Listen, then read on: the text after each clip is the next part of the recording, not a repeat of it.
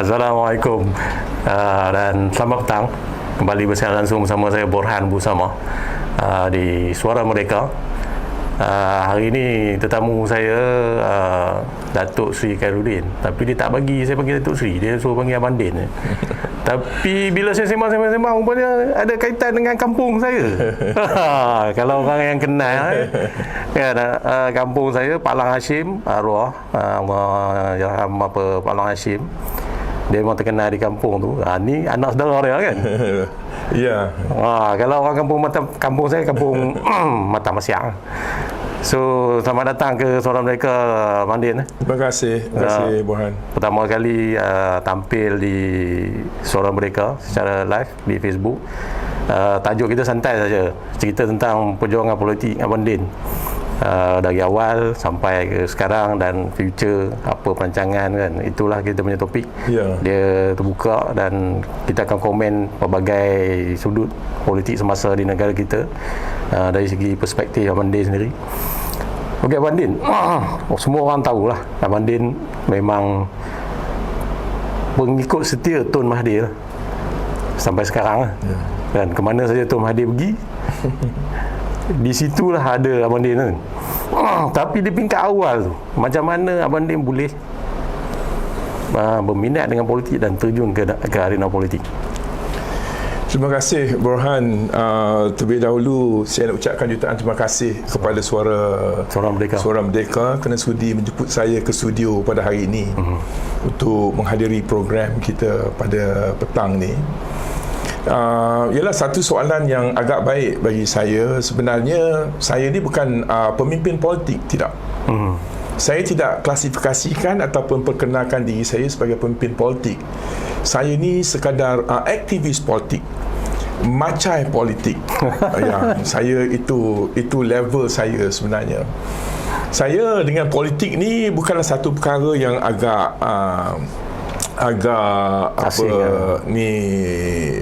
satu perkara yang agak saya rasa lumrah bagi saya. Kerana darah yang mengalir dalam tubuh saya itu pun adalah darah politik. Saya sebenarnya adalah anak saudara kepada Allahyarham Haji Sulaiman Palestin, salah seorang pengasas parti UMNO, ahli UMNO asal nombor 4 Sulaiman Palestin. Dan jawatan terakhir beliau dalam politik adalah Ketua Penerangan UMNO Malaysia pada waktu itu. Jadi saya dibesarkan oleh Allahyarham Sulaiman Palestin. Jadi kemungkinannya atas dasar itulah sikit sebanyak mungkin darah yang mengalir dalam tubuh saya itu adalah darah politik.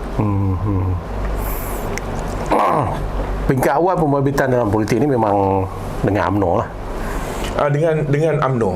Saya merupakan ahli UMNO dan jawatan saya yang terakhir di dalam UMNO sebelum saya dipecat dari UMNO, saya adalah mantan naib ketua UMNO bahagian Batu Kawan di Pulau Pinang. Itu jawatan terakhir saya dalam UMNO. Selepas dipecat tu, Abang Din join Bersatu, kan tubuhkan Bersatu. Ya, pada waktu itu saya pun secara langsung terbabit dengan penubuhan Parti Bersatu sebenarnya di peringkat awal. Tetapi sebelum kewujudan Parti Bersatu, saya terbabit secara proaktif dalam menggerakkan deklarasi rakyat di tanah air kita. Sebenarnya platform deklarasi rakyat ini merupakan satu platform yang cukup penting dari segi nilai sejarahnya dan sebagainya di tanah air kita, kerana itu merupakan satu platform yang pertama di mana Tun Dr. Mahathir Mohamad bergabung secara bipartisan dengan semua musuh-musuh politik beliau. Yalah, kita tahu waktu Tun Dr. Mahathir Mohamad jadi Perdana Menteri selama 22 tahun dulu, macam mana beliau dikritik dengan begitu hebat oleh parti DAP, parti PKR, parti PAS dan sebagainya. Tetapi apabila kita tubuh deklarasi rakyat, itu merupakan satu platform bipartisan yang pertama, di mana kita bergabung tenaga dengan semua individu-individu, tokoh-tokoh pemimpin dari parti-parti pembangkang pada waktu itu. Oh, itu yang berlaku. Ya. Yang orang nampak Pakatan Harapan saja, orang tak nampak ni deklarasi rakyat kan? Oh ya, ianya bermula dari deklarasi rakyat. Sebelum Bersatu, sebelum Pakatan Harapan, ianya bermula dari deklarasi rakyat. Dia sebab Abang Din ni dia bergerak politik ni di balik tabir. Jadi saya sendiri sebagai wartawan pun tak banyak maklumat tentang Abang Din ni. Kalau saya Google tu pun tak banyak maklumat. Sebab tu bila saya dapat panggil Abang Din ni, saya seronok lah nak cerita di sebalik tabir tu. Kita baru tahu ada deklarasi rakyat. Selepas tu baru jadi Pakatan Harapan apa semuanya. Dan sedangkan Tun selama ni dia musuh utama dia DAP ya masa tu. And then tiba-tiba dia boleh bekerjasama dengan DAP dan membentuk kerajaan. Masa tu Abang Din tak terkejut ke keputusan Tun masa tu? Ya, saya apa saja keputusan Tun ni saya tak pernah terkejut. Kerana Tun ni dia adalah seorang tokoh negarawan yang berpengalaman. Sebab itu saya sering kali kata mengingatkan kepada pemimpin-pemimpin UMNO, dan kemarin saya isu satu statement mengenai kenyataan Tengku Adnan Mansor terhadap Tun. Siapa dia orang-orang macam Tengku Adnan Mansor ni? Dia dulu ni dia pun cari makan dengan Tun Dr. Mahathir Mohamad ketika Tun Dr. Mahathir Mohamad jadi Perdana Menteri 22 tahun yang lepas. Tun Dr. Mahathir Mohamad membabitkan diri dia dalam UMNO dari sebelum kewujudan UMNO, sebelum tahun 1946, dan terlibat secara langsung dengan UMNO sebagai ahli UMNO pada tahun 46 sampai menjadi Presiden UMNO. Pimpin UMNO selama 22 tahun. Dan sampai hari ini pun Tun Dr. Mahathir Mohamad, alhamdulillah dengan kuasa Allah Subhanahu Wa Taala, masih sihat dan sebagainya, masih berada di pesada politik tanah air kita. Dia lihat senario politik ni daripada sebelum UMNO ditubuhkan sampai hari ini. Jadi pemimpin-pemimpin UMNO ni yang korup macam Tunku Adnan ni semua ni, saya nak nasihatkan mereka duduk diam-diam. Jangan jaga tepi kain orang. Dia jaga tepi kain dia sendiri cukuplah. Saya nak orang macam Tunku Adnan ni tumpu kepada kes-kes korupsi mereka di mahkamah. Yang lain tu mereka jangan masuk campur. Dan saya sebab itulah ramai orang kata saya ni pengikut setia taksub dengan Tun Dr. Mahathir Mohamad. Sebenarnya saya bukanlah orang yang taksub dengan Tun Dr. Mahathir Mohamad. Tetapi saya adalah seorang yang berpegang erat kepada wadah perjuangan Tun Dr. Mahathir Mohamad. Kenapa? Kerana Tun Dr. Mahathir Mohamad dia tidak pernah menipu dalam mana-mana perjuangan untuk nak menegakkan kebenaran. Ini saya amat kenal hati nurani Tun Dr. Mahathir Mohamad. Kalau Tun Dr. Mahathir Mohamad buka mulut, dia buat bising ke atas satu-satu isu, maknanya adalah asas-asasnya. Kenapa? Kerana Tun Dr. Mahathir Mohamad dia bukan jenis orang yang dengar kata-kata daripada orang lain dan dia terus nak melenting. Tidak. Tun Dr. Mahathir Mohamad dia buat kajian, dia selidik dan sebagainya. Dia cari asas-asas fakta-fakta tersebut sebelum dia bercakap. Sebagai contohnya, kita lihat dalam isu 1MDB. Isu 1MDB ni pada peringkat mulanya pemimpin-pemimpin UMNO hampir semua menyanggah, mengkritik Tun Dr. Mahathir Mohamad dan sebagainya. Tetapi akhirnya apa yang diperkatakan oleh Tun Dr. Mahathir Mohamad betul ataupun tidak betul. Jadi sebab itulah saya di sini saya ingin mengesahkan bahawa saya tidak pernah taksub dengan Tun Dr. Mahathir Mohamad. Tetapi saya tetap akan berpegang erat dengan wadah perjuangan Tun Dr. Mahathir Mohamad. Kerana dalam diri Tun Dr. Mahathir Mohamad tidak ada perkara lain. Yang ada kepada dia ialah bangsa, agama dan negara. Itu menyebabkan dia dihormati oleh masyarakat dan pemimpin politik sebab pendirian dia yang tegas. Betul. Dia tak ada berdolak-dalik dalam hal kepentingan negara dan rakyat ni. Betul. Berbanding dengan pemimpin-pemimpin yang baru-baru ni, dia macam-macam. Dia punya matlamat dia kadang-kadang lebih kepada kepentingan peribadi.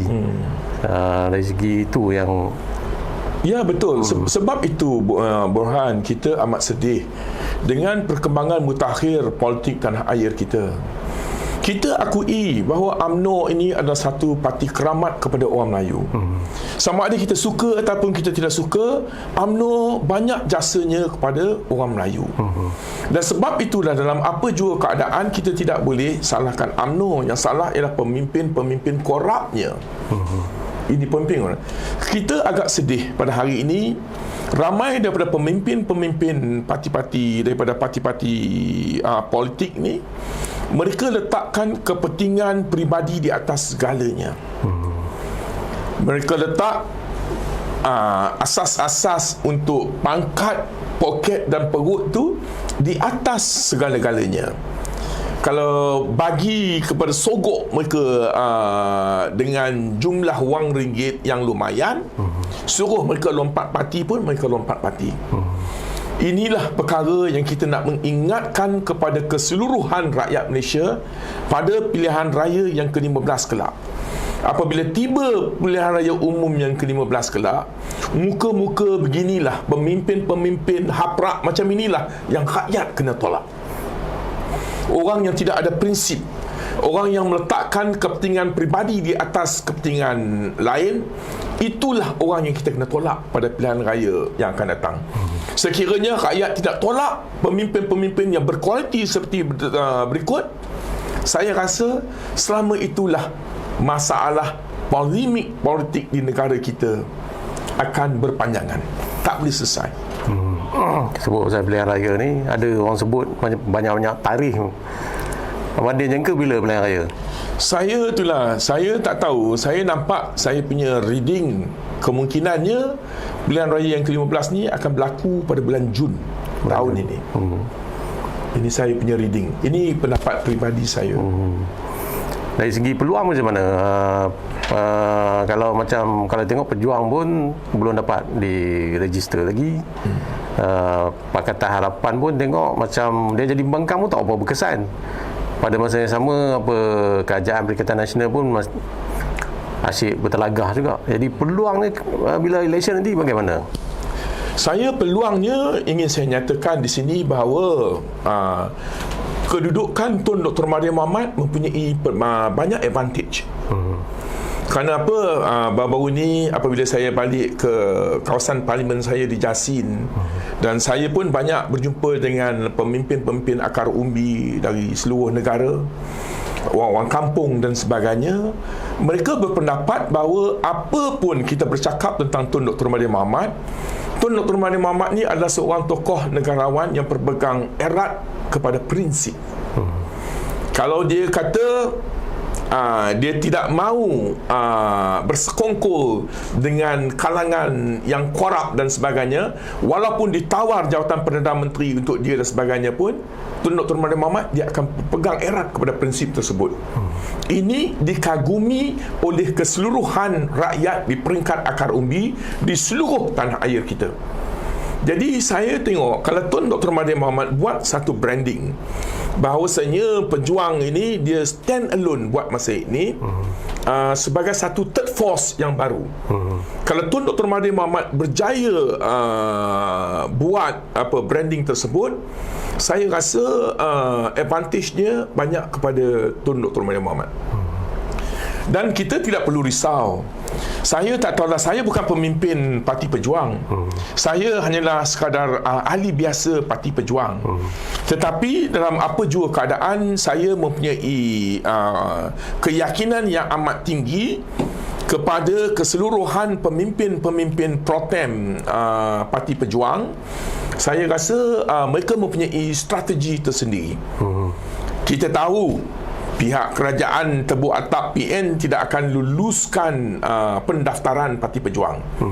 Tetapi kalau mereka tak lulus pun ada caranya untuk kita nak participate dalam pilihan raya yang ke-15 kelak. Yang tu kita tak perlu risau. Saya rasa perkara tersebut satu perkara yang agak enteng, yang boleh ditangani oleh pemimpin-pemimpin Parti Pejuang, insya-Allah. Dia parti ni lebih kepada platform saja.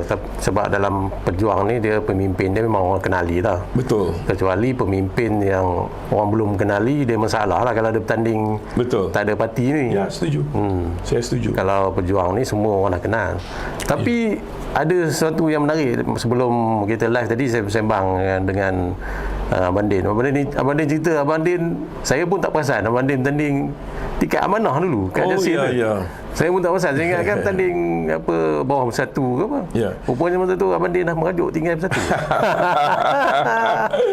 Saya bukan merajuk, merajuk. Saya pun berpegang kepada prinsip saya. Saya adalah pada waktu itu ahli parti amanah dan saya bertanding di kerusi Parlimen Jasin di Melaka di bawah platform parti amanah. Secara sepintas lalu, saya adalah salah seorang daripada ahli yang peringkat awal ketika kita nak tubuhkan Parti Bersatu dulu. Tetapi pendirian saya dari awal lagi. Saya memaklumkan kepada Tun Dr. Mahathir Mohamad, saya kata kepada Tun Dr. Mahathir Mohamad masih hidup, masih sihat. Tanya Tun Dr. Mahathir Mohamad, jangan percaya dengan Mahyudin Yassin.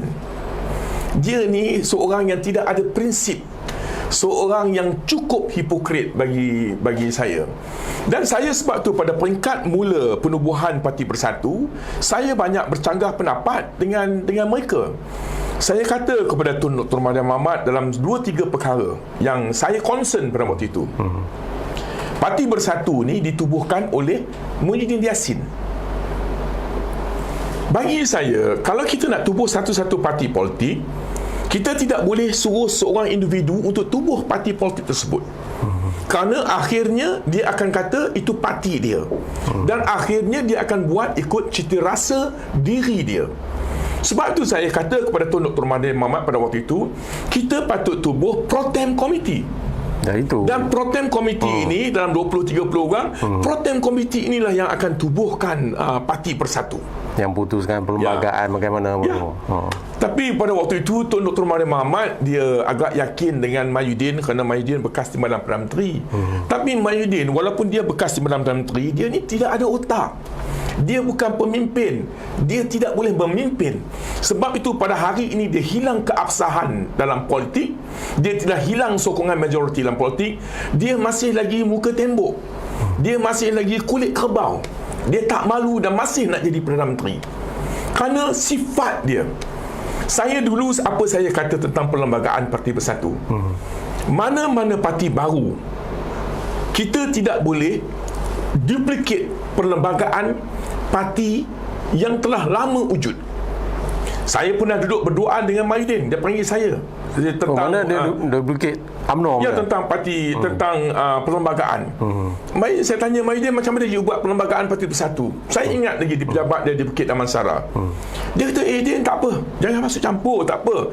Saya dah ambil perlembagaan Parti UMNO, saya merubah sikit sana sini dan saya make it more airtight. Jadi bagi saya kata dekat Tun Dr. Mahathir Mohamad, itu perkara gila. Ini datang daripada mulut bekas Timbalan Perdana Menteri.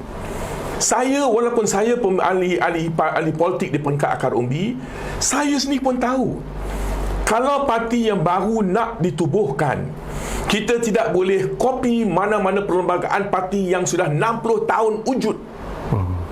Macam mana kita parti yang umur 1 hari nak carry perlembagaan tersebut? Kita akan gagal. Sebab itu saya kata dulu, kita tak perlu ada cawangan, tak perlu ada bahagian dan sebagainya. Kerana parti baru, kita tidak boleh membebankan parti baru.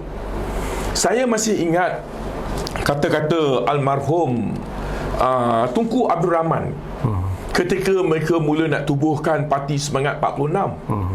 Ketika almarhum Tunku Abdul Rahman berborak dengan Allahyarham Sulaiman Palestin, saya pun ada pada waktu itu.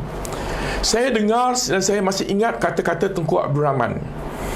Almarhum Tunku Abdul Rahman kata, mana-mana parti baru jangan bebankan dengan perlembagaan yang berat. Ringkaskan perlembagaan seberapa ringkas yang boleh. Apabila parti tersebut menjadi kuat hari demi hari, dan pada waktu itu barulah kita buat pindaan ikut kesesuaian masa pada waktu itu. Barulah parti baru tersebut boleh survive. Tetapi mungkin Mahyudin dia seorang yang cukup ego, dia tak mau dengar pandangan orang dan sebagainya, dan akhirnya apa jadi pada Bersatu? Saya nak masuk sebelah UMNO pada waktu itu, sebelah kerajaan BN. Pada waktu itu kerajaan BN mempunyai hak, ROS mempunyai hak untuk diregister Parti Bersatu. Kerana mereka buat mesyuarat tahunan tu di peringkat kebangsaan tanpa anjurkan mesyuarat di peringkat cawangan, bahagian dan sebagainya. Sedangkan perlembagaan dia perlu dia perlu melalui cawangan, bahagian, baru peringkat pusat. sebab dia ikut struktur tu UMNO, betul UMNO. Betul tu. Sebab itu saya akhirnya saya bertelagah dengan Mahyudin Yassin, dan saya kata kepada Tun Dr. Mahathir Mohamad, jangan percaya kepada Mahyudin Yassin. Dia hanya nak mempergunakan Tun Dr. Mahathir Mohamad untuk nak mempopularkan parti dia, dan akhirnya apabila parti dia menjadi kuat, dia akan sepak Tun Dr. Mahathir Mohamad keluar. Dan akhirnya pada hari ini saya bersyukur kepada Allah SWT kerana apa yang saya kata kepada Tun Dr. Mahathir Mohamad, walaupun pada waktu itu tidak diyakini oleh Tun Dr. Mahathir Mohamad, hari ini Allah Ta'ala tunjuk kepada Tun Dr. Mahathir Mohamad siapa yang benar, siapa yang bercakap benar. Ini saya amat bersyukur kepada Allah SWT. Saya sebab itu dulu saya keluar dari parti kerana saya kritik secara lantang terhadap Tan Sri Mahyudin Yassin, dan saya tidak mahu membebankan Tun Dr. Mahathir Mohamad. Masalah saya dengan Tun Dr. Mahathir Mohamad ni tidak. Tun Dr. Mahathir Mohamad ni dia bukan dia suruh saya buat itu dan ini. Tetapi apabila saya ambil satu-satu tindakan, orang selalu implicate saya dengan Tun Dr. Mahathir Mohamad. Sebab itulah pada waktu itu, kerana saya tidak mahu membebankan pengurusi Parti Bersatu, dan saya mengambil keputusan untuk tinggalkan Parti Bersatu. Lepas tu bertanding di Jasin. Selepas keputusan pilihan raya, mendapati Ahmadin kalah. Sedangkan Ahmadin mendakwa Ahmadin dah menang. Ya. Tapi apa yang berlaku sebenarnya masa tu? Di sebalik yang kita tak tahu ni, apa sebenarnya berlaku? Ya, sebenarnya pada hari pengiraan undi, saya sudah dapat maklumat selepas waktu maghrib bahawa saya menang lebih kurang 4,000 undi majoriti. Dan saya amat yakin kerana pada pukul 9 malam crawling title di RTM, mungkin Borhan pun dengan RTM pada waktu itu. Tak, saya dengan utusan. Oh, dengan utusan. Memang saya pun dah monitor juga. Crawling title RTM dah keluar. Kawasan Parlimen Jasin saya menang. Astro pun keluar, kawasan Parlimen Jasin saya menang. Tetapi saya agak ralat pada malam tersebut. Kita dipanggil balik untuk berkumpul di Hotel Sheraton di Petaling Jaya. Jadi apabila saya mendapat panggilan diarah balik ke Hotel Sheraton pada pukul 9 malam, saya tinggal Jasin. Waktu itu mereka belum umumkan secara rasmi keputusan kursi Parlimen Jasin. Saya balik ke PJ. Dan Jasin ini merupakan salah satu kursi yang diumumkan amat lewat. Saya rasa mungkin yang terakhir pada jam 2 pagi. Keputusan rasmi diumumkan pada jam 2 pagi. Dan akhirnya saya diumumkan tewas dengan undi 215 undi. Itu yang Pak Wandi bawa kes ke mahkamah, dan keputusan tu kekal. Sekarang ni dalam proses rayuan lah. Rayuan pun semua dah habis. Mahkamah telah buat keputusan bahawa saya tewas lah. Jadi saya hormatilah keputusan mahkamah. Walau apapun kita respect the rules of law. Kita hormati keputusan mahkamah. Bila sebut pasal Sheraton ni, kita teringat pada langkah Sheraton lah. Langkah Sheraton tu sebenarnya apa yang berlaku di sebalik tu? Siapa sebenarnya yang menggerakkan langkah Sheraton ni? Betul kan Datuk Seri Azmin yang gerakkan? Ataupun ada orang lain? Sebenarnya langkah Sheraton ini adalah natijah daripada kerakusan sifat Muhyiddin Yassin. Mahyudin Yassin ni sebenarnya dari awal lagi saya dah kata kepada Tun Dr. Mahathir Mohamad, dia adalah orang yang bernafsu besar di dalam politik. Dia bercita-cita besar di dalam politik. Sebab itu mereka guna alasan kononnya Tun Dr. Mahathir Mohamad letak jawatan, akhirnya barulah dia tawarkan ini. Saya nak bagi tahu dekat Mahyudin Yassin, kalau Tun Dr. Mahathir Mohamad itu ketua kita yang banyak berkorban untuk kita.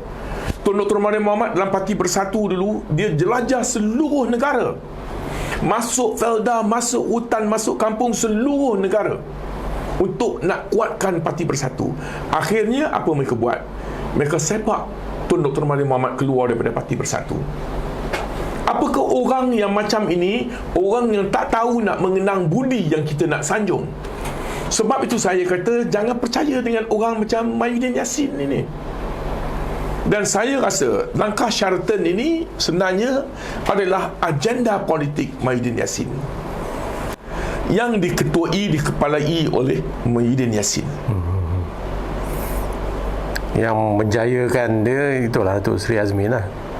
Dan ya, Azmin adalah salah seorang daripada kalangan tersebut lah. Ya.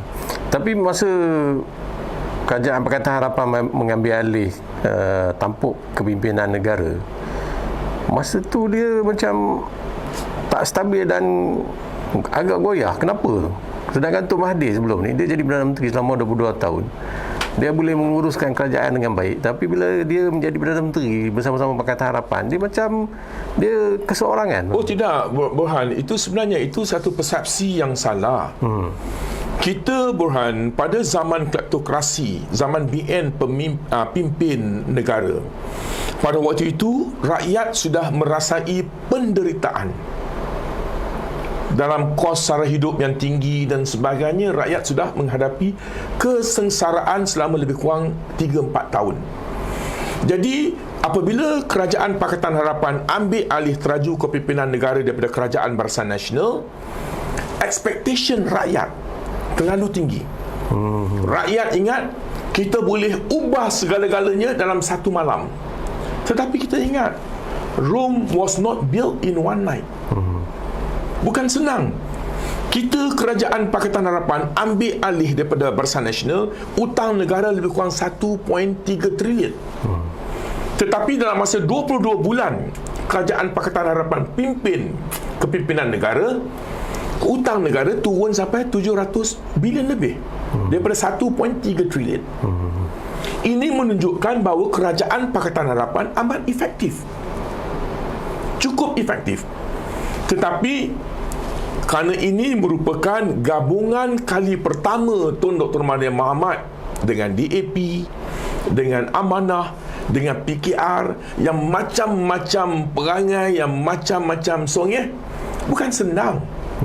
Kita perlukan sedikit masa untuk melalui proses asimilasi, untuk nak serasikan kita semua. Tetapi secara umumnya, secara menyeluruh, Kerajaan Pakatan Harapan telah berjaya menerajui kepimpinan negara secara terbaik mungkin pada waktu itu. Cuma silap dia, saya rasa mungkin rakyat kurang faham. Rakyat harap bila kita ambil alih tampuk kepimpinan negara, kita boleh ubah segala-galanya dalam masa sehari. Tidak. Sebab itu Burhan pun dengan media pada waktu itu, kalau tanya pada waktu itu, media tanya Tun Dr. Mahathir Mohamad, bila Tun nak letak jawatan? Apa Tun Dr. Mahathir Mohamad kata? Ya, insya-Allah saya perlukan lebih kurang 3 tahun. Maknanya Tun Dr. Mahathir Mohamad tahu dia perlukan lebih kurang 3 tahun untuk dia nak pulihkan balik kedudukan ekonomi negara. Tapi masa tu pengikut Datuk Seri Anwar dah tak boleh duduk lah, sebab kata janji nak serah jawatan Perdana Menteri kepada Datuk Seri Anwar. Itu pun salah satu benda yang menghambat lah. Sebenarnya Kita hilang kerajaan ini adalah natijah daripada perangai buruk pengikut-pengikut Anwar Ibrahim. Mereka inilah punca kita hilang segala-galanya. Mereka inilah yang buatkan kita hilang kuasa, hilang kerajaan, kerana mereka tidak sabar. Saya tak tahulah. Saya pada waktu itu, saya kalau semua orang tahu, saya adalah orang yang mengkritik Anwar Ibrahim secara tegar. Daripada tahun 1998 sampai hari ini, saya amat konsisten dan persisten. Saya kritik Anwar Ibrahim. Apa yang dia buat tak betul, saya kritik. Dan pada satu hari, Tun Dr. Mahathir Mohamad panggil saya ketika dia menjadi Perdana Menteri kali kedua. Tun Dr. Mahathir Mohamad kata kepada saya bahawa apa jadi sekalipun, sebagaimana dia janji kepada keseluruhan rakyat sebelum pilihan raya di tanah air kita, dia akhirnya akan serah kuasa tersebut kepada Anwar Ibrahim.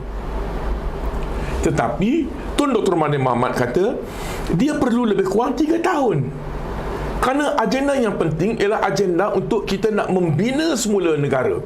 Kita nak kuatkan semula kedudukan ekonomi negara agar rakyat semua boleh cari makan, senang cari makan dan sebagainya. Akhirnya negara kita akan jadi makmur. Ini lebih penting. Sebab itu Tun Dr. Mahathir Mohamad kata kepada Anwar, sabar. Pada 22 bulan kita sebelum kita jatuh, Tun Dr. Mahathir Mohamad kata bagi kat dia lagi 6-7 bulan saja. Tapi mereka tidak sabar.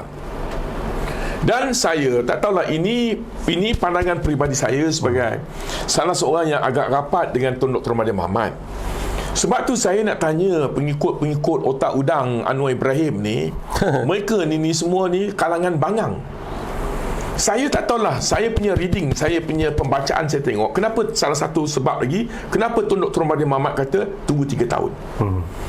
Kerana saya rasa, ini pendapat peribadi saya, dalam jiwa Tun Dr. Mahathir Mohamad, sebelum Yang Berhormat Datuk Seri Wan Azizah Wan Ismail letak jawatan sebagai Timbalan Perdana Menteri, saya rasa Tun Dr. Mahathir Mohamad nak tengok bahawa Yang Berhormat Kak Wan Azizah entitled for pension sebagai mantan Timbalan Perdana Menteri. Dia nak tengok itu dulu. Bukankah itu satu perkara yang mulia? Itu yang orang tak tahu lah. Kita nak buat ini untuk Kak Wan.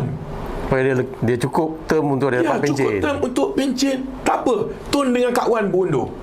Ini kita buat untuk Kak Wan. Tetapi siapa yang mengkhianati? Siapa yang hari-hari menolak agar Tun Dr. Mahathir Mohamad letak jawatan secara kandas segera?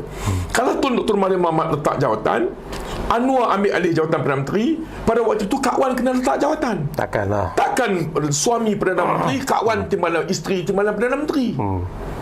Sebab itu kita duk terangkan kepada kalangan otak udang pengikut Anwar Ibrahim. Dan Anwar Ibrahim macam dia lah perangai dia. Bila kita tanya dia, tak, saya tidak terlibat, saya tak tahu, saya okey, saya ikut Tun. Belakang dia buat lain. Tapi dia tiap-tiap kali tu dia buat posting bertemu Tun, berbincang tentang peralihan kuasa. Tiap-tiap kali dia umur dekat media sosial. Benda tu menyebabkan pengikut dia lagi tak sabar lah. Ya, ini satu lagi kelemahan Anwar Ibrahim. Anwar Ibrahim ni pun dia pun lebih kurang macam Aidin Yassin.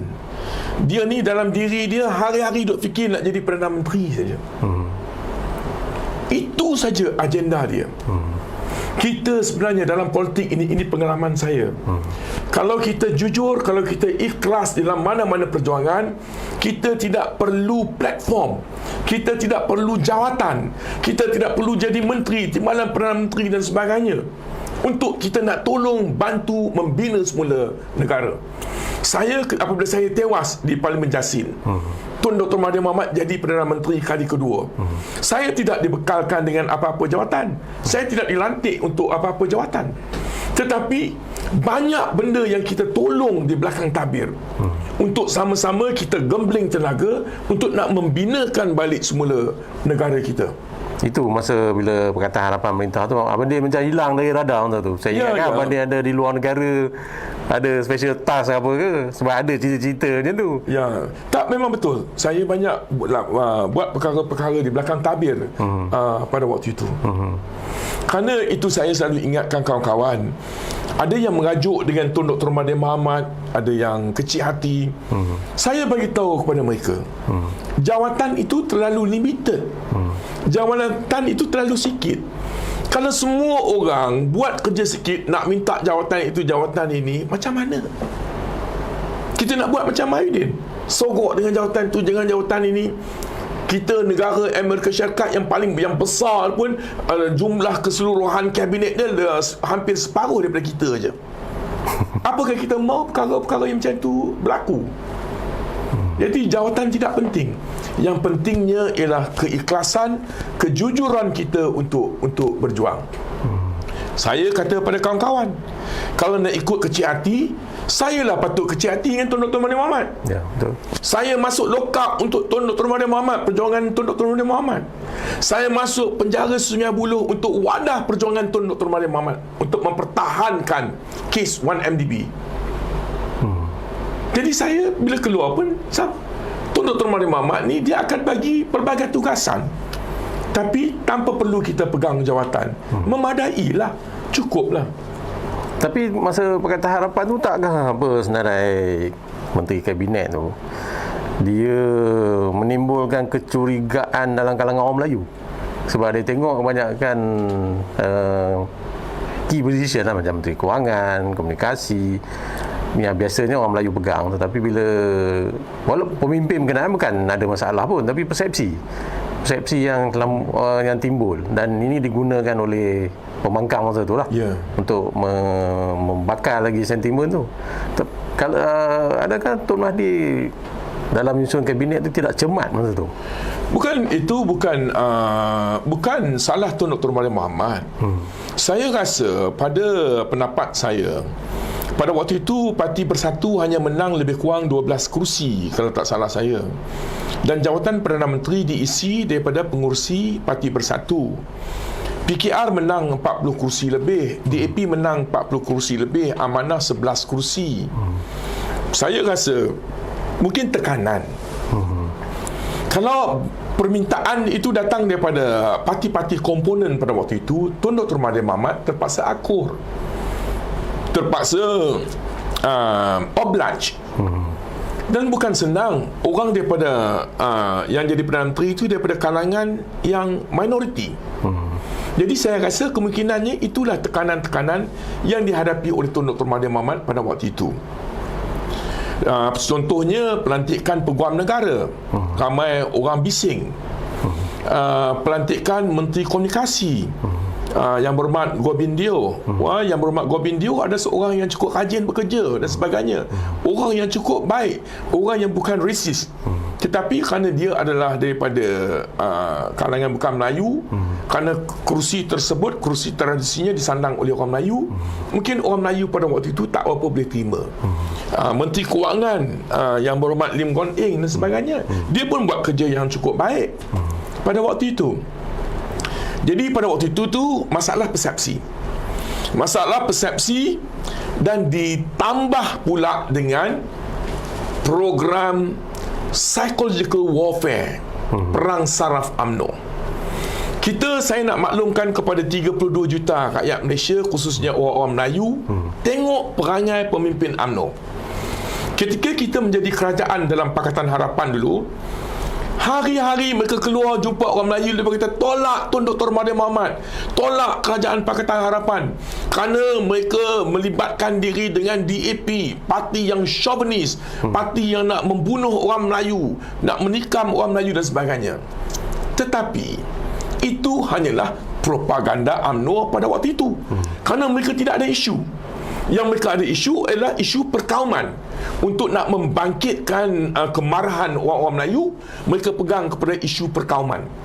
Dan pada hari ini, apa pemimpin-pemimpin UMNO kata? Kita boleh bekerjasama dengan DAP. Sungguh cepat, pantas. Berapa bulan saja. Dalam masa berapa hari saja, pemimpin UMNO sendiri mengesahkan bahawa mereka boleh bekerjasama dengan DAP. Malah pemimpin UMNO pun ada jumpa dengan pemimpin-pemimpin DAP untuk berbincang tentang perkara ini. Tak, dia orang tak cakap bukan dia bincang dengan DAP, dia bincang dengan Amanah. Dan itulah. Kita ada bukti. Saya ada bukti. Tetapi apa pun bagi saya lah kan, kalau ke depan negara kita perlu kerjasama sedemikian, saya rasa tak ada masalah. Tidak ada masalah. DAP mereka bukanlah orang asing daripada negara China. Mereka adalah warga negara Malaysia yang sah. kita ini saya nak ingatkan, saya sebab itulah saya tak berapa boleh nak terima kalau kita main sentimen perkauman. Betul, kita adalah tunjang, kita adalah tunggak untuk nak tuntut kemerdekaan. Tetapi pada waktu itu kita jangan lupa, orang Cina, orang India juga turut main peranan. Bersama-sama dengan almarhum Tunku Abdul Rahman terbang ke United Kingdom untuk nak tuntut kemerdekaan. Mereka pun ada peranan mereka. Tapi orang ada sumbangan mereka. Orang kata itu China MCA dengan MIC, bukan DAP. DAP dia orang kata komunis. Itu satu rumusan persepsi yang salah sebenarnya. Itu saya sebenarnya Borhan, saya amat rapat dengan pemimpin-pemimpin DAP. Macam yang berhormat Teresa Kok dan sebagainya. Mereka ini adalah kalangan yang pada hakikatnya cukup akrab dengan bangsa Melayu. Kita tengok yang berhormat Teresa Kok sebagai contoh. Yang berhormat Teo Yi Ching. Hampir setiap hari pakai baju kurung, pakai baju kebaya dan sebagainya. Dan mereka juga macam Wabi Teresa Kok sering kali melawat masjid di kawasan dia, bagi derma kepada orang Melayu, tolong orang Melayu ni. Apanya komunis? Komunis dekat mana? Tapi sebenarnya ke depan apa yang Abang tengok election kali ni, kalau sekali pandang nampak macam semua parti tak ada kekuatan sendiri untuk jadi kerajaan. Kalau betul. Election akan datang ni apa akan berlaku? Itu betul. Saya setuju dengan pandangan Borhan. Pada pilihan raya yang ke-15 ini, ianya akan jadi status quo macam sekarang. Maknanya tidak ada satu-satu parti yang mendapat undi majoriti secara mutlak untuk tubuh kerajaan. Tidak akan berlaku. Tidak akan berlaku. Tetapi kalau macam saya kata tadi, kalau pejuang Tun Dr. Mahathir Mohamad, Datuk Seri Mukhris Tun Mahathir, mereka susun betul-betul branding third force ini, saya rasa mereka boleh dapat kursi yang agak banyak untuk main peranan bagi menentukan siapa yang boleh tubuh kerajaan.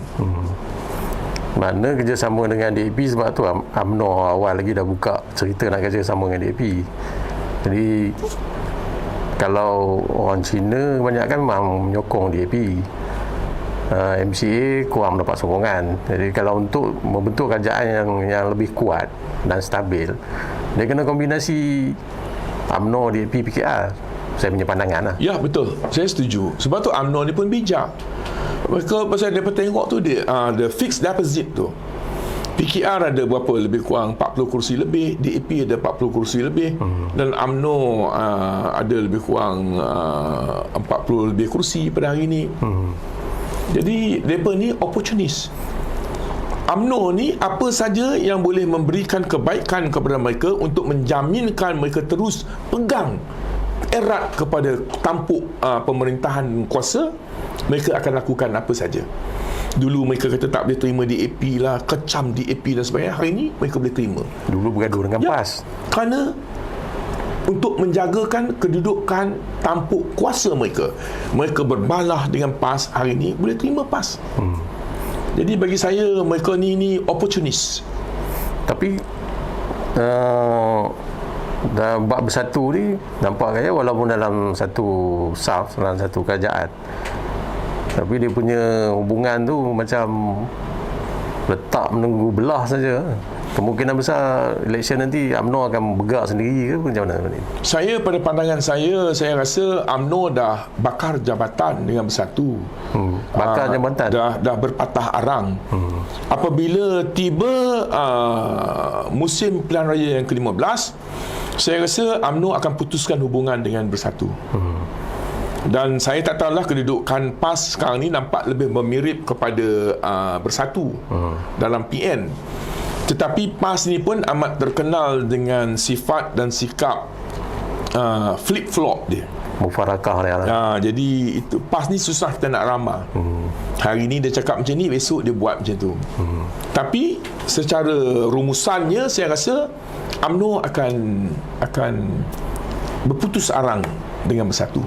Kalau tengok komen-komen Akal Umbi lah, Akal Umbi UMNO ni, dia kata kalah pun tak apa daripada bekerjasama dengan Bersatu. Itu yang dibawa oleh Majlis Kerja Tertinggi baru-baru ni, decide putuskan untuk tidak kerjasama dengan Bersatu. Tapi kalau tidak kerjasama dengan Bersatu, siapa lagi yang dia boleh bekerjasama dengan Bersatu? Katalah apa selepas election yang option yang terbuka DAP PKR lah. Tak, sebenarnya saya lebih suka kepada cadangan Tun Dr. Mahathir Mohamad. Tun Dr. Mahathir Mohamad kata sudah sampai masa ketikanya kita kena tolak ke tepi perbezaan fahaman ideologi politik kita. Kita kena tolak ke tepi semua ego-ego kita. Sekarang kita kena fikir tentang bangsa dan negara. Sebab itulah Tun Dr. Mahathir Mohamad agak konsisten dalam carangan untuk menubuhkan kerajaan perpaduan yang melibatkan semua pihak. Saya rasa ini merupakan satu formula yang cukup baik, satu ramuan yang cukup baik ke arah kita nak membina semula tanah air kita. Saya setuju tu, kerajaan perpaduan ni, dia kabinet ni dibentuk berdasarkan merit. Dia bagus, dia jadi menteri. Betul. Bukan berdasarkan dia dari parti ni dia kena pegang Menteri Kewangan. Parti ni kena pegang Menteri Kerja Raya. Bukan macam tu. Dia berdasarkan merit. Kalau berdasarkan merit, negara kita akan lebih dan juga Borhan, untuk nak lantik jawatan menteri dan sebagainya sebagai pemimpin dan sebagainya, tak semestinya daripada parti-parti politik. Ya, betul. Kemungkinannya daripada kalangan profesional yang baik, yang terkenal, daripada pemimpin-pemimpin NGO. Betul. Jadi saya rasa itu merupakan satu formula yang terbaik untuk kita nak membangunkan semula tanah air kita. Tapi hari tu sampai hampir-hampir berjaya lah bila Tun Mahathir nak bentuk kerajaan perpaduan tu. Sebenarnya rakyat menyambut baik, tetapi orang politik yang akhirnya macam jeopardize usaha tu dah jadi lain. Itulah yang jadi kerajaan Perikatan Nasional sekarang ni. Ya, kerana mereka gila kuasa. Semua nak berebut kuasa. Semua nak kontrol kerajaan.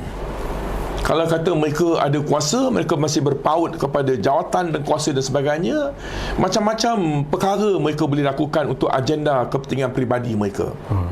Ini masalah dengan orang politik sekarang. Mereka tidak ikhlas lagi dalam perjuangan.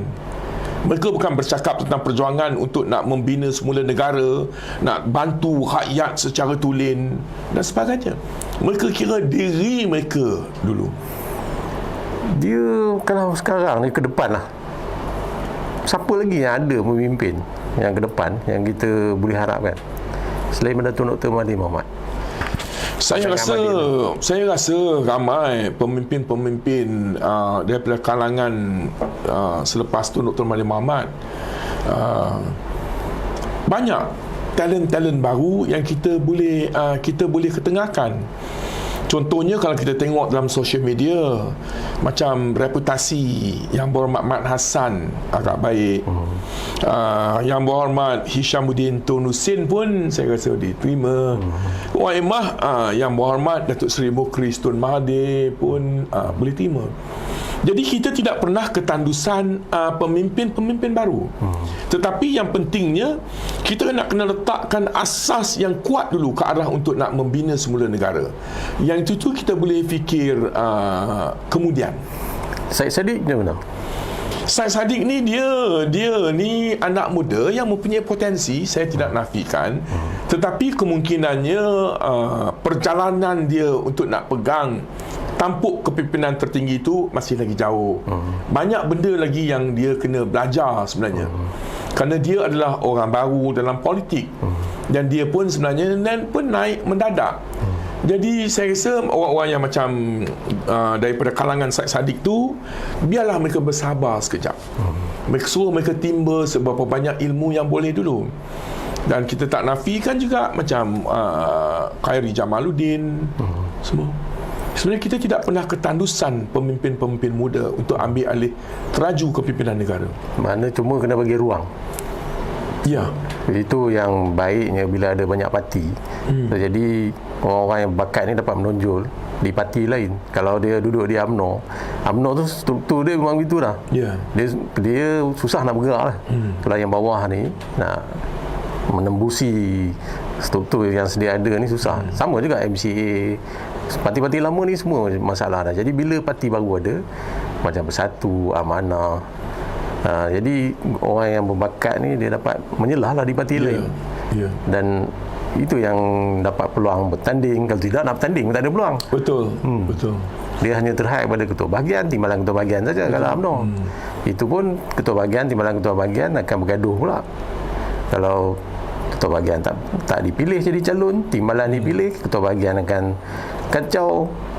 Dia akan jadi itu. Tapi bila ada parti baru, ini yang dapat menyelahkan. Tapi orang kata bila banyak parti Melayu akan menyebabkan perpecahan dalam kalangan orang Melayu pula. Saya rasa tidak. Sebenarnya tidak. Kalau wujudnya lebih banyak parti-parti Melayu, tak semestinya ia akan menyebabkan perpecahan di kalangan orang Melayu. Kerana kita akhirnya, saya rasa akhirnya pada waktu pilihan raya, kalau macam di kalangan PH, sudah pasti mereka akan bincang pembagian kerusi untuk menentukan bahawa ianya tidak bertindih dan sebagainya. Dan akhirnya pun kita boleh bergabung balik. Saya rasa ini keistimewaan orang Melayu lah. Orang Melayu ni, apa pun kita bercakap tentang orang Melayu, apabila orang Melayu tersepit, mereka nampak kedudukan bangsa Melayu dan agama Islam tergugat, dan pada waktu itu insya-Allah kita boleh bergabung. Ini keistimewaan yang ada pada orang Melayu, yang dianugerahkan oleh Allah Subhanahu Wa Taala kepada kita. Bab-bab lain dia boleh bergaduh. Bab-bab lain dia boleh bergaduh, kita boleh gaduh. Macam saya, kita mempunyai perbezaan pendapat dalam politik dengan Datuk Seri Najib, dengan pemimpin-pemimpin UMNO, tetapi apabila kita berjumpa, kita bersalaman. Kita tidak pernah bermusuh. Macam dengan Datuk Seri Anwar Ibrahim dan sebagainya, kita tidak pernah bermusuh. Kerana kita tidak pernah campur hubungan silaturahim sesama bangsa dengan politik.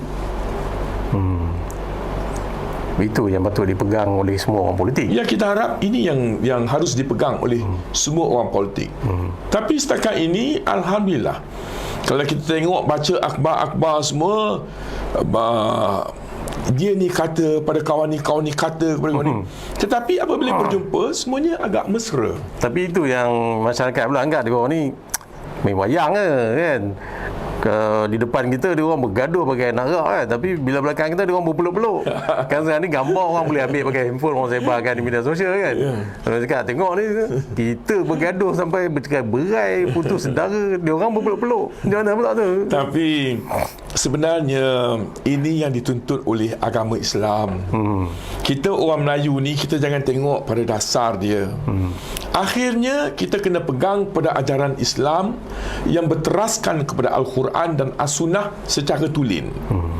Kerana Allah Ta'ala kata kita tidak boleh bermusuh sesama hambanya.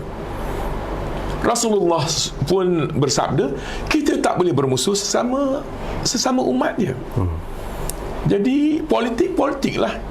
Kalau datang kepada hubungan silaturahim, kalau perlu kita berpeluk lah. Adakah ini menyebabkan yang Dr. Mahathir kata dia bersedia untuk kembali pada UMNO? Ya, Tun Dr. Mahathir Mohamad, itu saya kata. Orang kata Tun Dr. Mahathir Mohamad ni, dia ni kuku besi, gila kuasa dan sebagainya. Itu mengarut sebenarnya. Orang kata kerana parti dia tak didaftarkan, jadi dia tak ada tempat, dia nak balik ke UMNO lah. Parti Perjuang tidak didaftarkan ke, kita ada alternatif kita macam mana kita nak bertanding. Itu tidak ada masalah langsung.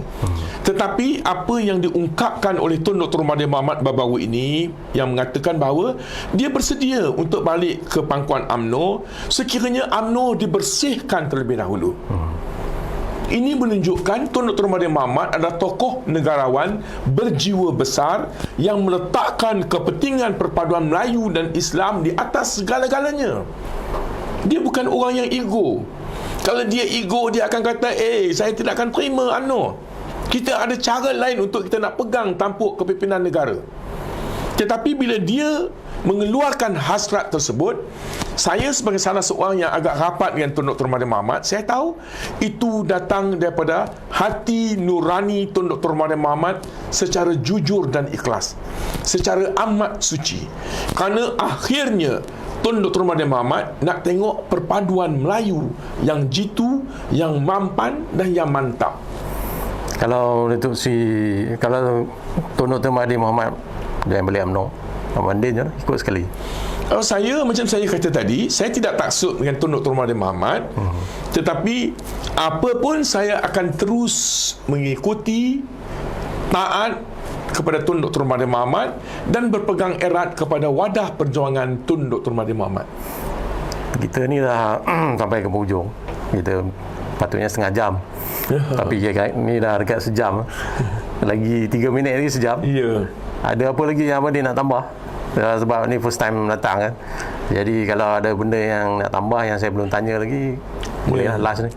Ya, mungkin perkara yang terakhir yang kita sentuh di saat-saat akhir tentang kenyataan Tun Dr. Mahathir Mohamad dengan UMNO ni, saya harap semua pihak akan bersikap terbuka. Bersikap secara jujur dan ikhlas, tidak mempunyai sebarang perasaan syak wasangka dan sebagainya, dan seandainya boleh kita pikullah tanggungjawab ini secara satu fardu kifayah, kita laksanakan secara terbaik mungkin untuk jaminkan pergerakan pencantuman kita ini berlaku semula demi untuk perpaduan Melayu dan perpaduan ummah di tanah air kita. Dia penting yang Melayu bersatu ni sebab Melayu adalah majoriti rakyat negara ni. Kalau dia berpecah, negara ni tak stabil. Betul. Itu lah. Tapi okey, saya tutup perbincangan hari ini dengan persoalan. Persoalannya adakah UMNO bersedia dan ikhlas untuk menerima? Jadi itu perlu dijawab oleh pemimpin UMNO sendiri dan ahli UMNO sendiri. Apakah mereka bersedia untuk terima kembali Tun Dr. Mahathir Mohamad? Kita bukan orang yang boleh membuat keputusan dan bukan orang yang boleh membuat penilaian. Saya tutup perbincangan hari ini. Nanti kita jemput lagi Abang Din datang InsyaAllah. untuk ulas isu-isu semasa. Seronok juga bincang dengan Abang Din pasal banyak benda yang di balik tabir yang kita tak tahu. Ini pun saya tak korek sangat lagi sebab ini baru wawancara pertama kan. Kalau InsyaAllah, kalau terlampau mendesak sangat dia, Abang Din pun sering nak datang lah kan. Okey, kita jumpa lagi untuk siaran langsung seterusnya. Terima kasih kerana Abang Din sudi hadir. terima kasih. InsyaAllah kita jumpa lagi. Assalamualaikum.